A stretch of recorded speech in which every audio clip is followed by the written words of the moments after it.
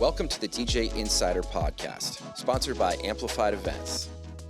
It's the only podcast where we break down insider information from our weddings, experiences, and advice from over 15 years in the wedding industry. We're your hosts. I'm Mike Kane, owner of Amplified Events. And I'm Chris Zart, general manager of Amplified Events. Let's get into it. Well, howdy. Howdy. We are back. Episode 14. We actually took a week off, but you guys will never know. No, never. So I'm the proud owner of a new daughter, Zoe. She is amazing and beautiful and sleeping pretty well. Not great, but Yeah. but it's good. Expected. She's a great addition to the fam. So yeah, but we're back and we promised an exciting guest, and we have one in the next episode. Yes. But today it's just you're gonna have to deal with just Chris and I again. Just the OGs. Yep. So 2 weeks ago, you and I had a triple header. 3 weddings. It was Walden, Eastwood Country Club in Streeter, Illinois, and then we were at Sandy Pines in DeMont on Sunday. Recap, thoughts, interesting things. All pretty solid weekend overall. And I mean, for us, like doing 3 in a row like that, compared to any other job, it's a lot of hours. Like we clocked over 40 hours in 3 days, a lot of driving, but Do full time in the weekends. it's very rewarding when you get through those though. Cause then like when Monday hit, I was just like, You've earned a you know, break. yeah, it was nice. But no, it was overall just like good weddings from what I remember, good dance floors. And just like, I just remember just really positive, nice guests. Yes. Good people to be around. Yeah, it was just a good time. Friday, I remember it was just super chill. The couple was like crazy in love. It's one of those ones. Absolutely beautiful wedding and a great dance floor all night. Never had a bad wedding. Fingers crossed, Right.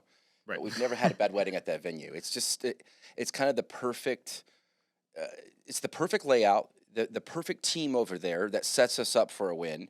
And they attract the perfect couples for what we can do. It's kind of it's across the board. It makes for great weddings. Yeah. Because all the factors are in line. The layout as a DJ, the setup and tear down is super quick and easy. They have an in-house system we can plug into, so I can set up on the dance floor and project music into ceremony, into cocktail hour or whatever. I think that a lot of the couples that I have there, one of their biggest priorities is their dance floor. Yes. So I think that's kind of what makes a good dance floor. Is like them and their guests are like most excited to get to like the party, which makes our job so much easier. It's it's kind of like industrial, concrete, but wood. It's a very cool space, artsy. Very sleek. Yes, and it attracts a certain type of dance floor, versus like Saturday, we were at a country club / like a golf course, and it's kind of outdoor. But they have this like really beautiful permanent kind of tent space. No, I like that a lot. Unique shape. Check out our Instagram. We posted about it, I think, on the weddings reels and stuff. And you took a photo, I think, too. Yeah. But it looks amazing out there. And you and I were just itching to play golf. Yeah, I mean the golf course is like literally surrounding, and then then the next day we were at Sandy Pines, so Yes, it was another golf course. course one. It was just like I have to golf now. Yeah, Yes. but no, it was just great weather both of those nights being outside, being in Indiana and doing this job and wearing like wedding clothes. It can get really hot really fast, so it was nice to like the 2 outdoor weddings that I've had. Not in a while. I have not had one in a while. They were like just mid 70s. It just felt good to be out there. Yeah. So that was nice. What was unique to me was that we had both weddings Saturday and Sunday were at golf courses, were outdoors, were very conservative religious couples. One of them served alcohol, the other did not. And what I thought was interesting is which one would you bet would have the best dance floor? If you had to bet money. Well, yeah, the one serving booze for right? sure. Yeah. You would assume that's the one. But which one had the best dance floor? The one that wasn't. The one that didn't have alcohol. Both of them ended pretty early. One was done at like 9, right? 10, 9, 10? Yeah. And the other one was done at like 8, 9 or 10, maybe 8, 9, 10, something like that. So it's just really interesting, and I just think it's interesting to like look at some of the bad boy factors of weddings. One of them being alcohol. Should you serve it? The effect it has on your wedding day. Because some people, they don't feel comfortable with it for religious reasons, or monetarily, it's expensive to have an open bar. We did cash bar at my wedding. My friends still haven't forgiven me. They give me crap about it all the time. uh, but it's what we could afford. You save a lot more money Yes, doing because a cash bar. that is thousands of People dollars who for want to sure. drink, trust me, they're not. They're gonna shell out for it. um, but anyway, and so yeah, alcohol can be conducive to a good dance floor, Mhm. but it doesn't necessarily guarantee that.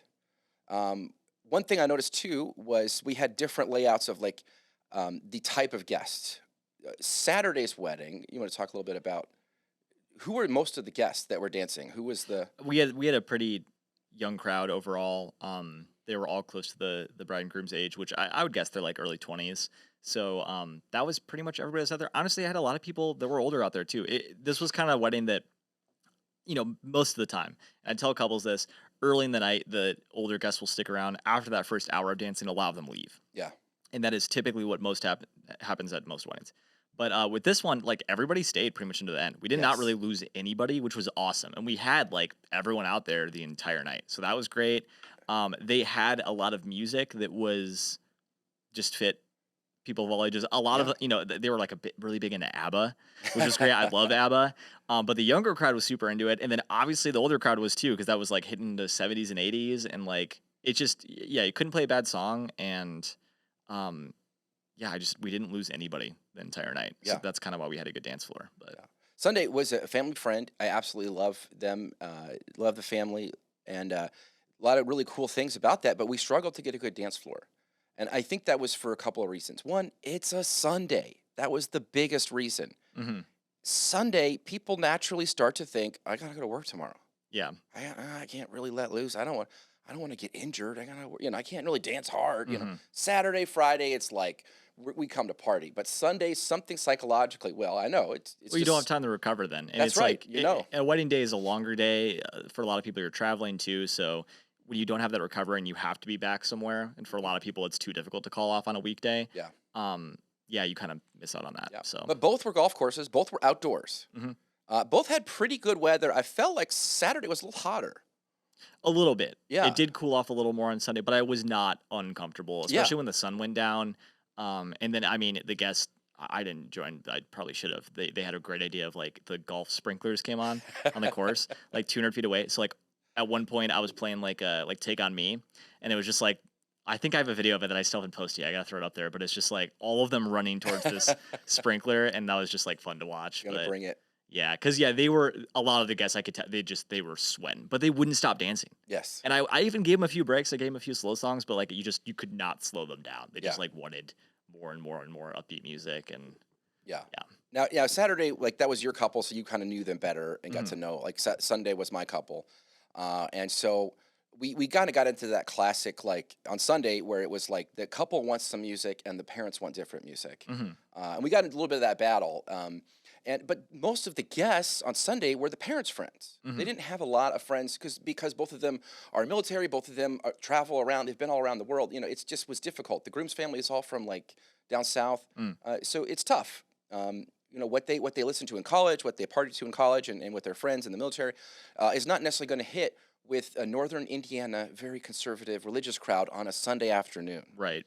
It was very bright outside, which is light somehow is the enemy of dance floor. Natural Yeah. light, No, we've talked about that before. I feel like when you feel like there's a certain amount of privacy that you really don't have, but it's all like mental. Yeah. Of like when you feel like kind of secluded and when it's like darker. That's like every venue I try and work at. I tell them to turn off the lights above the dance floor, Yeah. just so you feel a little less exposed because then you don't really want to dance as much. It's just it's totally psychological, Yeah. but it makes a difference. So, but yeah, the speeches were really, really great, and everyone was really Yeah, gracious they and were really really good fun, speeches. and I felt like everyone had a good time. hmm But to me, it struck me that, I assume we played very similar music too. hmm Not the same exact songs, but pretty close to. And it's just interesting that you look at those, you line them up like we could play the exact same song set, and we could have different dance floors. Yeah. We could be outside in a more brighter time of day, and we could have different dance floors. We could serve alcohol or not serve alcohol, and we could have different dance floors. hmm And the last one, the one I'm getting to, is swears, cuss language, explicit music. As a DJ, especially at weddings, because you're dealing with families and Mhm. children, and people from all different levels of, religiosity. I don't know what's the term, but comfortability with Yeah. explicit material or clean material. Um, and you know, as a DJ, we have to have both versions Hmm. because I've had couples that are like clean stuff only, and I've had couples like let's get dirty, let's get nasty, let's get crazy. And I feel like I mean, we all kind of do this, but I feel like we always go with like radio edits, censored version. That's just like the Yes. immediate one. I don't even think about it anymore. That's just like my first guess. I pretty much only when they ask me like, "Hey, Yeah. I want explicit songs. I don't care about the language." That's when I'll like, yeah, Yeah. sure, whatever. But That's kind of where I fall too, where it's like I almost always play the clean version unless the explicit one is specifically requested. right. Because on the one end, you're not. I've never seen anybody who prefers explicit music who is like offended when you play the clean. But I've seen the inverse of that a lot. I actually have. There was You like have? there was a wedding that I did, and I played I think it's just Low or Get Low. It's a different song. Is Get Low the Little John one? Yes. Okay, so I was playing Get Low, and it was on their list, and it didn't say like specifically like explicit version or whatever, but I just kind of Sure. my what I usually do. I was Dum, playing it, dum, and the dum. bride came up. She's like, "Restart the song. I want to hear all the words." I was like, "That is fine." And then that was kind of like the rest of the night. I just knew then, but we didn't have that conversation beforehand. But then when she said, I was like, "No problem." And then like everybody was like, "Yeah!" Like they were like so. It was hilarious. But yeah, that's only happened once. Yeah, She yeah. had noticed, and she was like, "Nope." Like hit me with all of it for sure. Yeah, it's so interesting. That's a whole nother factor for DJs when it comes to the kind of content you play. Swear language. Or, when I grew up in Canada, we always called them swears. Hmm. When I moved down to Indiana, I called them cussing. So I enjoy calling it different things. Yeah. But it's language. It's language. That is like a Midwestern like language Oh barrier yeah, thing. cussing. I grew up saying "cussin'," yeah. Yeah, cussing. You cuss. I never really thought about it until right When you're now. from up north, like in the Great White North, you're like, these people are, they're from the country. They're from the South. And Say it's, pop or soda. So I grew up saying soda, but now I say pop. Okay, cool, Pop. cool. So anyway, Sorry, it's an important question. yeah, we got to settle it. Yeah. But it's interesting that like there's couples and you think like it's gonna make or break a dance floor. Hmm. I've played explicit stuff and nobody got offended. Then Yeah. they didn't notice, and I've played clean stuff and nobody got offended. Didn't even notice. But it's something as DJs you always got to be aware of. Are you playing this clean one? And you got to be careful about what you play. What's really hard is when you're playing like school events where it's like a prom or a homecoming dance, Yeah. or especially if it's a religious school, like a private religious school. I have strong opinions about just because it's like one, every single prom or homecoming or whatever that I've ever done, they are singing the bad words louder Yes. than anything. Like I'll play the censored version, it doesn't matter. Oh yeah, yeah. It You doesn't playing matter. what's that? Mobamba, Sheck West. Yeah. Yeah. Yeah, they are yelling Uh, everything the whole time. the kids know the It's- words. Yeah. You're not It's- protecting anybody by playing the clean one. They all know Yeah. the words. And also, Yeah. usually, like prom is like kind of like an event, like a school event you're going towards. I don't know. When I was like in school, I remember like watching a rated R movie. You would get a thing signed. Yes. So why not just have a thing signed like, "Hey, you're going to prom. They're gonna hear songs that they're already listening to." Have a permission slip. Yeah. Like, even though they're already listening to this on their own time. There's Yeah. suggestive material. And I get it. Every parent, I'm a parent, like every parent has their own, comfort level with that. Yeah. And their own goals for educating their kids about the power of language. So Right. I am sensitive to that. I get that different families have different comfort levels and different goals when it comes to that stuff. Absolutely. And so you don't want to expose anybody to anything they don't want to be exposed to. Hmm. But, I do think in our culture, it's almost like when you say no to something, you give it more power. Mm. And so like you say no to cuss language and it's like all of a sudden cuss has an incredible amount of power and I think it's more important to like find that middle ground between like the power of the language and the quality of it. And it's like, this is a lazy way to speak. You could speak, Mhm. be more intelligent and more articulate with what you're picking. And there's a reason to use that term at a specific time. Yeah. But anyway, it comes up at weddings all the time, Mhm. especially when there's kids involved or when it's a family event or a Right. school event. So I just thought it was interesting to kind of talk Yeah. about. I definitely don't think it's a make or break kind of thing. Kind of moving on. Is there any other moments or songs from that weekend? Then we did another one. You had a wedding last weekend. I had a wedding. Mhm. Um, Yeah. Mine went really well. It was the only thing I was really sad about was we were at Four Corners Winery in Valpo, and It's always really great during the summer that they have kind of like an outside dance space, but it just rained the entire day. Like, did not let up. Like, as soon as we got there, up until when we were leaving and, packed up Yeah. at storage, it literally would not stop the entire night. So we had to do everything inside, which equipment wise was a little more convenient. We didn't have to move around as much. But, I think they're really excited to go out there. Yes. So I could tell that the bride and the groom were upset about not being outside, but we still had like pretty full dance for the whole night. Like, they seemed really happy. They had a really good time. Yeah, their guests were fun. Yeah. Good time. I was at Wicker Park, and we Mm. had a ceremony at a church, and same thing. Of course, it rained all day. Um, Yeah. and what I find that it kind of brings up the first kind of talking point is that there are things that affect your wedding day and your dance floor, coming from a DJ perspective, that have nothing to do with music, that have nothing to do with sound quality, Hmm. nothing to do with song selection. So, what are some things that you notice that comes up pretty frequently, almost every weekend, that affect your dance floor and your party, um, Mm. that have nothing to do with music, the sound quality, or the song selection? The first thing to Yeah. me is the weather. Hmm. It was raining all day. It was kind of gloomy. It sets that tone for people. My wedding, it was alcohol, like, let's go. People, somebody passed out in the lobby. They went hard. They went super hard. They had this really cool, like, personal, like, cigar roller. They rolled custom cigars for everybody. And it's like, that was awesome idea because the room left cigars, and it's kind of a family thing and a tradition with his friends. And they couldn't go out really and smoke them because it was so wet Hmm. outside. That affected the quality of the wedding, Hmm. and the dance floor. So weather. Do you have one that comes to mind? Yeah, I mean, it's things that we've kind of mentioned a little bit in the past, but I would say just like the space that you decide to The have your layout, dance floor and the kind of. layout. Yeah, I think that makes a really big difference, especially with how close we are to the dance floor, kind of our positioning. Hmm. That's like a big part of the layout. So if you have us really distance from the dance floor, and we kind of mention this all the time, you can hear the music, you can't feel the music, Yes. which that is really important, and you don't really Yeah. know until you know. But yeah, layout, just where you position everything. If you're in too bright of a spot, if you're too exposed, Hmm. stuff like that. Yeah. Another one I'll say, and we kind of talked about this briefly earlier. The day of the week. If you have your wedding on a Sunday, it's a different wedding than the wedding on a Friday. I'm telling you, you could play the same music at the same venue. Friday's going to be a better party Hmm. because people have Friday in their mind. Thank goodness it's Friday.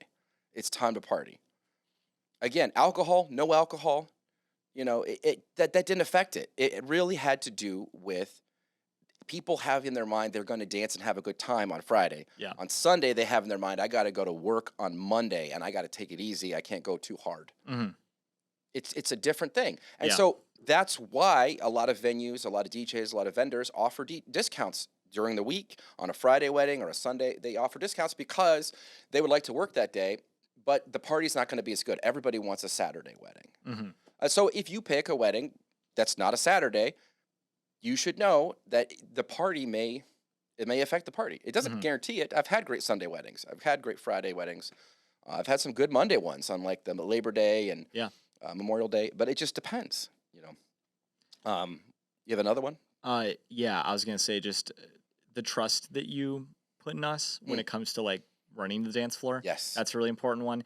If you are letting your guests dictate what should be played next, and you just kind of like, oh yeah, well this person wanted to hear this, so just play it next. Yeah. Or if like you are specifically coming, which I'm fine. If a bride and groom comes up and they tell me, hey, play this song next, I'm happy to do it. I just generally I am thinking 15 to 20 steps ahead Yes. like when it comes to my dance floor, and I will like make this path of like, okay, so since I decided to play this song, up until from like 8 to 9 o'clock, I'm gonna play these songs, go this way. You're taking them on a journey a little bit, like with Yes. this music, and when those songs get played, can impact how successful the dance floor is. So if you go from like we're in this like upbeat music and they're like, hey, now I want like polkas, and it's like Yeah. that's fine if you really Sure. want me to. I will do it, but It changes the energy. it will change the energy, the pacing, everything will get thrown off. Yeah. When there is a way that I could, because then someone would be like, well, how do you go from like rap to polkas? You can. There is a way to do it. Okay, do it. There is. I'll Though. tell you, and it's the coolest thing ever. Yep. Yeah. Yeah, you just got to mix. You got to go Cotton Eye Joe, and Yeah. then no, I'm just Yeah. kidding. But no, there is a way to like do that without just playing that song next. Like there's certain songs that I could slowly go in that direction and then flip over. But basically, putting that trust in us is gonna have the energy at the level that it needs to be from the beginning of the dance floor to the end of the dance floor.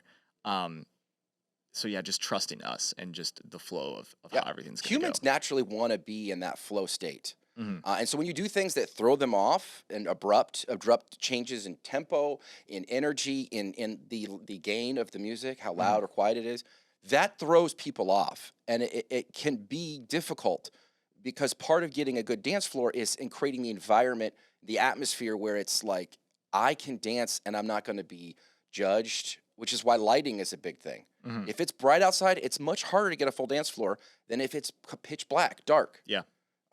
Also, because if it's bright, people want to go take pictures and explore. If it's beautiful, you're in a winery, they want to walk around. It's a beautiful weather. They want to enjoy the weather. Mhm. They're not thinking about dancing at that time. They're like, I can always dance later. Right. It's not the first thing in their mind. And so, yeah, we talked the weather, day of the week. What are we missing? Just trusting us with the flow. Trusting of us the with night, the flow. the Timeline. layout. Yeah. Timeline. Mm. We talk about this again and again. If you're like, yeah, halfway through the night, I want to stop and do a sparkler send off, great. Do that privately with your bridal party. Don't announce it because everyone's gonna leave. Mhm. People sometimes they come to weddings and they just want to go home. They're just tired. They're just like you said, they've been listening to the couple to the things of the wedding for about the last 5 hours, and now they want to get on with their day. They made their appearance. My family, we call it the Irish goodbye. We're just gonna leave and not say goodbye. Yeah. We're You gonna don't be want to give polite. people like an excuse to leave the dance floor. Yes. And that's kind of thing of like, yeah, like when someone just said, "Hey, can you just play the slow song?" Like now, I can play it. I want to play a slow song when people are tired and they want to slow dance then. Yeah. Not when like, oh, now that the song that I don't want to hear is playing, I'm going to go to the bar. I have an excuse to now leave Yes. and then maybe not come back. That's right. Same thing with Sparkler Send Off. Yeah, I completely agree with the timeline stuff. Like we shouldn't do 30 minutes of dancing and then something and then 30 minutes of dancing and then We're something. gonna do a game. Like, Then we're gonna have a speech, and then Yeah. If you want to do all of that stuff on the front end, and then you want to flow it in a way where the party just keeps going, yes. and then you can excuse yourself when you want to. If you want people to dance, again, it's all about priorities. If you Mhm. want to hire a DJ and you want a good dance floor, we're trying to set you up for that to be successful. Yeah. Based on my personal experience too, of just like, uh, once I got to dance floor, it was the first time I was actually able to relax during my wedding day. Yeah. Because I didn't have anything planned going That's on. right. It was all which- done. It was all all the done. photos were taken. All the people were talked to. It's super exhausting when you have to run back to do something else again. And then I've had couples that they and I try and talk about this, they think it's a good idea. Then the day of, they're just so tired. They're like, oh my gosh, like I have not had a chance just to like stop Yeah. because you just plan stuff the whole night. Yeah, just take it easy on yourself, you know? Yes. Yeah. Plan in some little breaks. Plan in some time to visit and talk with family. And I encourage couples to do that. Let's do that before the dance floor starts. It's so easy to keep playing background music and people to grab drinks and talk and take photos and stop at the photo booth and whatever. Sign the guest book. There's some downtime at weddings built into it that Yeah. you can do those things and you should do those things. But when it's time to party, you really should just let it be the party.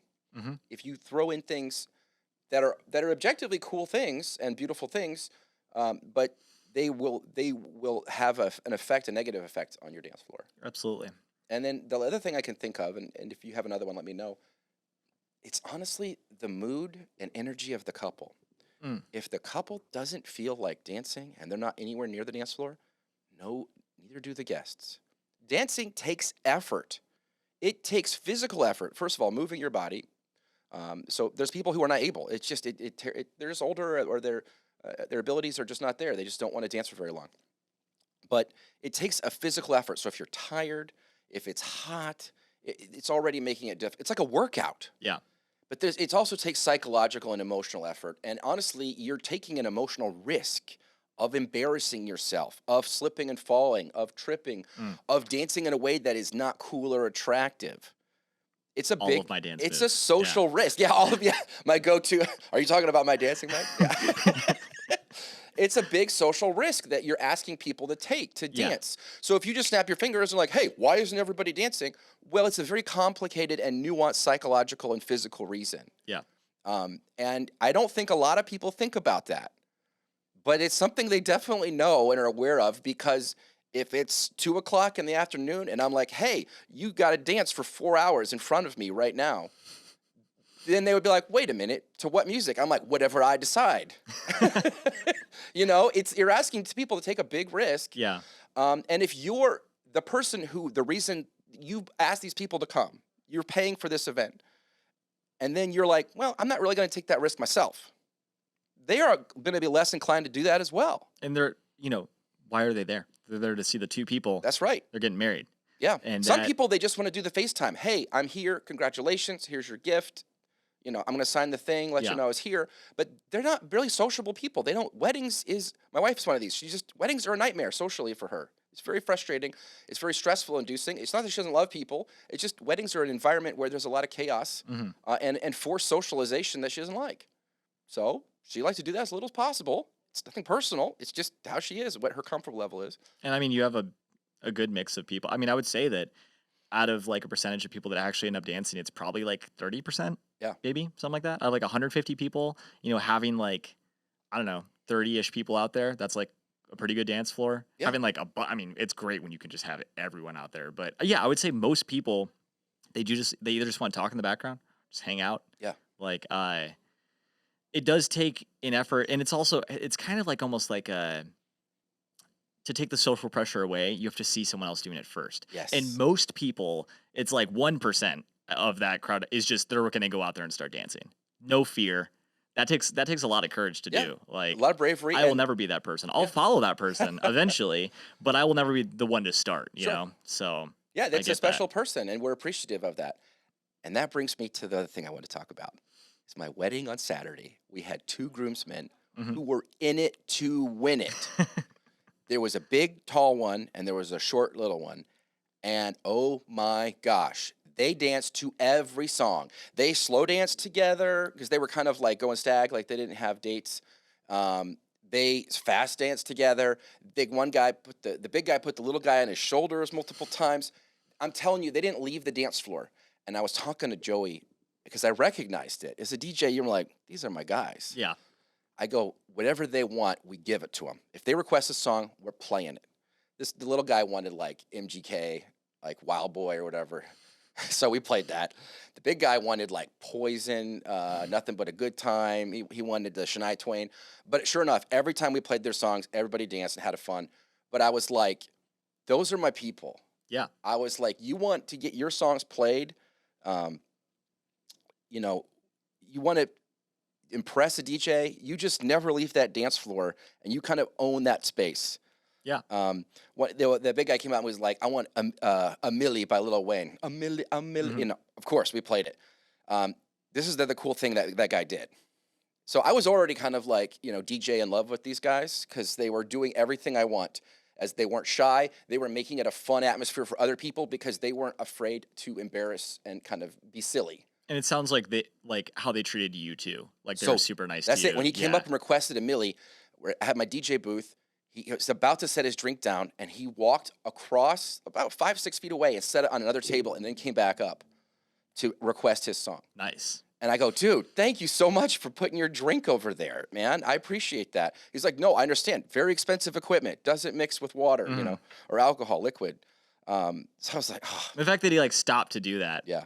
Yeah, that's that's pretty one. huge. Yeah. He's the one. But it's great. Like I would say most weddings, I'll find one person like that, one guest that is just so cool, and that just kind of makes the night for me.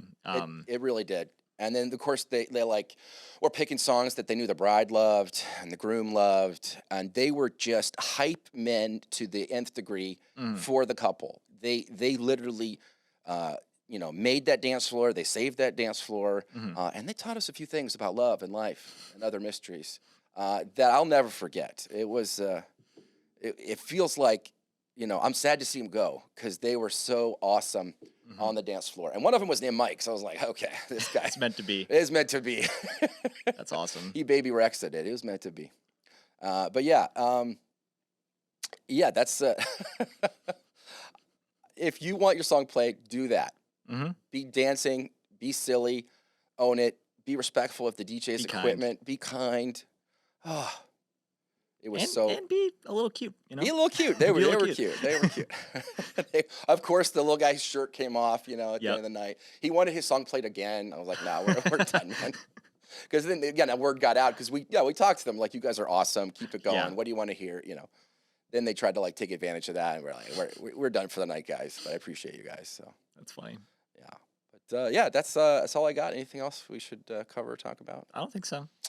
Well, this has been the DJ Insider Podcast. I'm Mike. I'm Chris. Thanks so much for listening. We will see you on the dance floor.